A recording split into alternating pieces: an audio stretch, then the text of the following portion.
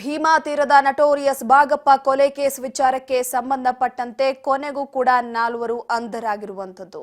ವಿಜಯಪುರದ ಗಾಂಧಿ ಚೌಕ ಠಾಣೆಯ ಪೊಲೀಸರ ಕಾರ್ಯಾಚರಣೆಯಲ್ಲಿ ಕೇವಲ 24 ಗಂಟೆಯಲ್ಲೇ ಕೊಲೆ ಆರೋಪಿಗಳು ಅರೆಸ್ಟ್ ಆಗಿದ್ದಾರೆ.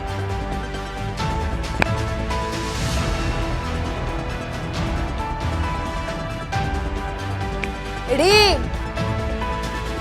ವಿಜಯಪುರವನ್ನೇ ಬೆಚ್ಚಿ ಬೀಳಿಸಿದಂತ ಬಾಗಪ್ಪ ನಟೋರಿಯಸ್ ಬಾಗಪ್ಪ ಹತ್ಯೆ ವಿಚಾರಕ್ಕೆ ಸಂಬಂಧಪಟ್ಟಂತೆ ಅಂತೂ ಇಂತೂ ಕೇವಲ 24 ಗಂಟೆಯಲ್ಲಿ ಆರೋಪಿಗಳನ್ನು ಅರೆಸ್ಟ್ ಮಾಡಿದ್ದಾರೆ ಪೊಲೀಸರು.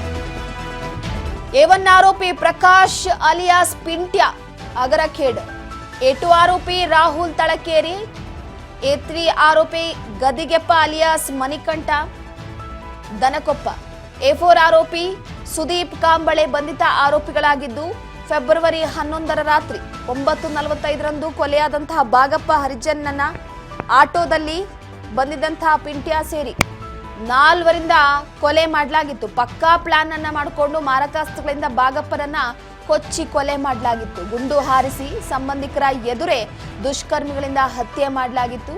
ಸೊ ಬಾಗಪ್ಪ ಹರಿಜನ್ ಹತ್ಯೆ ವಿಚಾರಕ್ಕೆ ಸಂಬಂಧಪಟ್ಟಂತೆ ಅಂತೂ ಇಂತೂ ಫೈನಲಿ 4ರನ್ನ ಅರೆಸ್ಟ್ ಮಾಡಿದ್ದಾರೆ. ವಿಜಯಪುರದ ಗಾಂಧಿ ಚೌಕ ಠಾಣಾ ಪೊಲೀಸರ ಕಾರ್ಯಾಚರಣೆ ಯಶಸ್ವಿಯಾಗದು 24 ಗಂಟೆಯಲ್ಲಿ.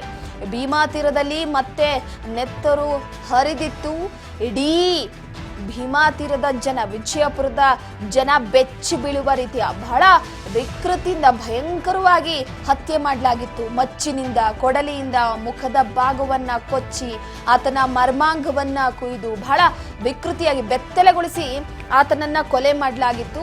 ಸೊ ಅದರಿಂದ ಮತ್ತೆ ವಿಜಯಪುರದಲ್ಲಿ ಅಟ್ಟಹಾಸ ಶುರುವಾಯ್ತಾ? ಕೊಲೆಗಳು ಶುರುವಾಗಕ್ಕೆ ಬಾಗಪ್ಪನ ಕೊಲೆ ನಾಂದಿ ಆಯ್ತಾ ಅನ್ನುವಂತ ವಿಚಾರಕ್ಕೆ ಸಂಬಂಧಪಟ್ಟಂತೆ ನಾನಾ ರೀತಿಯ ಪ್ರಶ್ನೆಗಳು ಹುಟ್ಟುಹಾಕೊಳ್ತಾ ಇದ್ವು. ಈ Bagappa Harijan sharp shooter. So ಪ್ರಮುಖವಾಗಿ ಯಾವಾಗ ಚಂದಪ್ಪ ಹತ್ಯೆ ಆಯ್ತು ಅಲ್ಲಿಂದ ಆತ ನಟೋರಿಯಸ್ ಕೆಲಸವನ್ನ ಬಿಟ್ಟು ಅಕ್ರಮ ಚಟುವಟಿಕೆಗಳಲ್ಲಿ ತೊಡಗಿಕೊಂಡಿದ್ದ. ಸೊ ಎಲ್ಲೋ ರಾತ್ರೋರಾತ್ರಿ ಇದ್ದಕ್ಕಿದ್ದ ಹಾಗೆ ಒಂದು ಸ್ಕೆಚ್ ಅನ್ನ ಹಾಕೊಂಡು ಊಟವನ್ನ ಮುಗಿಸಿ ಹೊರಗಡೆ ವಾಕ್ ಮಾಡುವಂತಹ ಸಂದರ್ಭದಲ್ಲಿ ಆತನ ಮೇಲೆ ಏಕಾಏಕಿಯಾಗಿ ಗುಂಡಿನ ದಾಳಿಯನ್ನ ನಡೆಸಿ ಹತ್ಯೆ ಮಾಡಲಾಗಿತ್ತು. ನೀವು ಗಮನಿಸ್ತಾ ಇರಬಹುದು, ಈ 4ವರೇ ಆತನನ್ನ ಹತ್ಯೆ ಮಾಡಿದಂಥದ್ದು. ಯಾಕಾಗಿ, ಏನು, ಯಾವ ವಿಚಾರಕ್ಕೆ ಸಂಬಂಧಪಟ್ಟಂತೆ ಅನ್ನುವಂಥದ್ದು ಸದ್ಯಕ್ಕೆ ಪ್ರಶ್ನೆ ಆಗಿತ್ತು. ಯಾಕಂದ್ರೆ ನೋಡಿ, ಬಾಗಪ್ಪ ಸಾಕಷ್ಟು ಕೊಲೆಯಲ್ಲಿ ಪ್ರಮುಖ ಆರೋಪಿ ಕೂಡ ಆಗಿದ್ದ.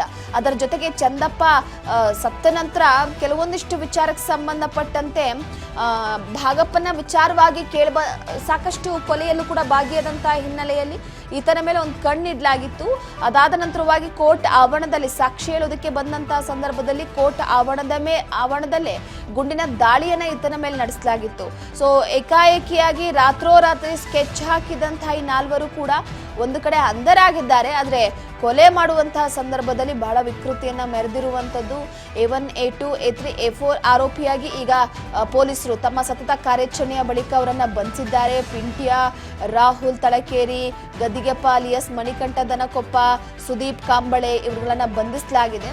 ಸೊ ಏಕಾಏಕಿಯಾಗಿ ಪೊಲೀಸ್ನವರು ಕೂಡ ಫುಲ್ ಆಕ್ಟಿವ್ ಆಗಿ ಅಂತೂ ಇಂತೂ ಫೈನಲಿ